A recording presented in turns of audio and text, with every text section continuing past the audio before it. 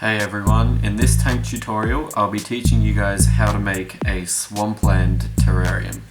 So today I've got this big green jar as opposed to the normal clear ones, but I don't think it should make too much of a difference and I think it'll make it look quite gloomy and cool. So my plants for this terrarium, I've got some Earth Star bromeliads.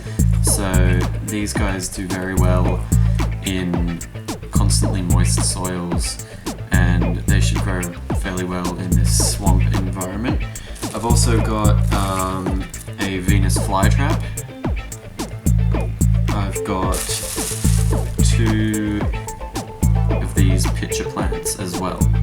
So all of these plants grow really well in constantly damp soil, and the good thing about these plants is you don't need to fertilize them because they hatch their own food, and this gives them fertilizer in that way. So first of all, I'm going to put down some pebbles on the bottom.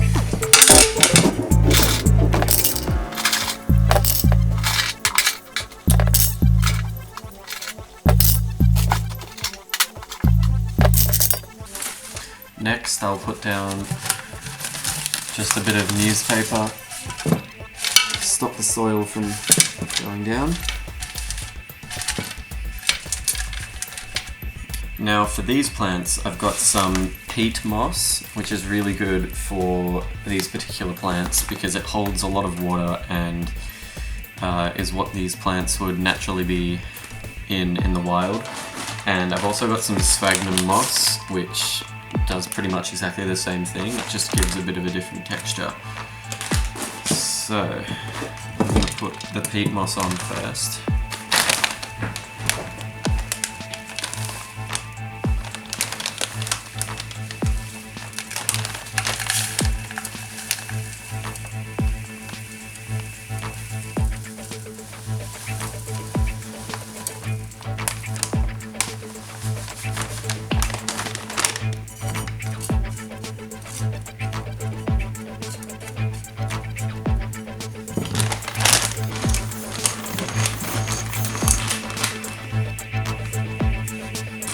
Now I'll add the sphagnum moss.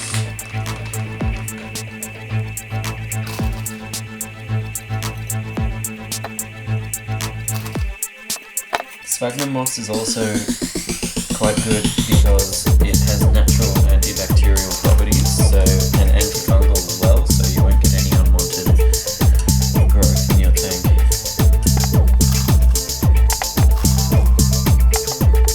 Alright, I'm going to give that a quick spray.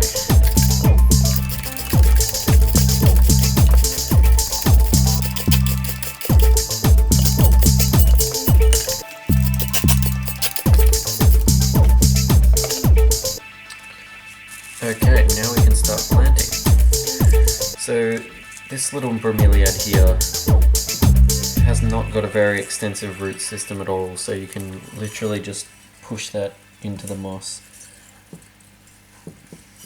And the same thing goes for this one too.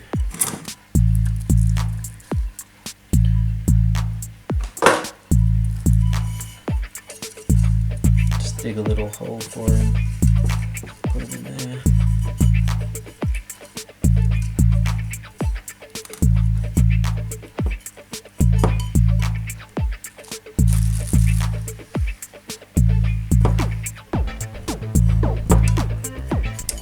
Okay, now the Venus flytrap.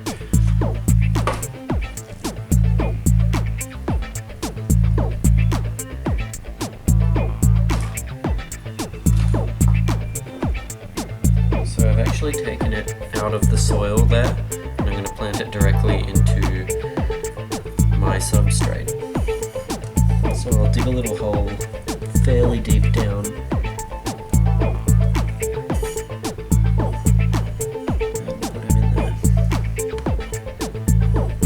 Sure to cover all of the roots up.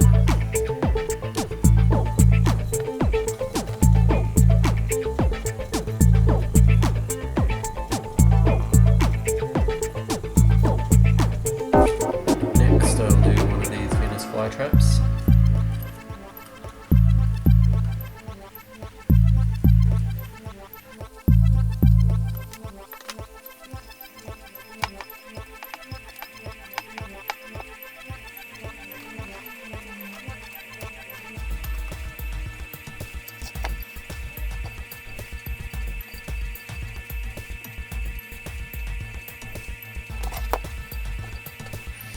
Okay, now I'm just going to water them, and I'm going to put a fairly large amount of water in this one, because these plants naturally live in swamp-like conditions.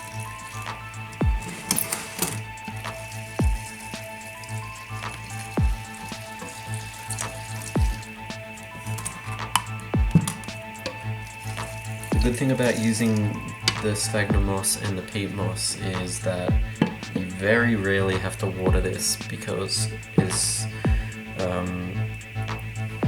of the high water retention.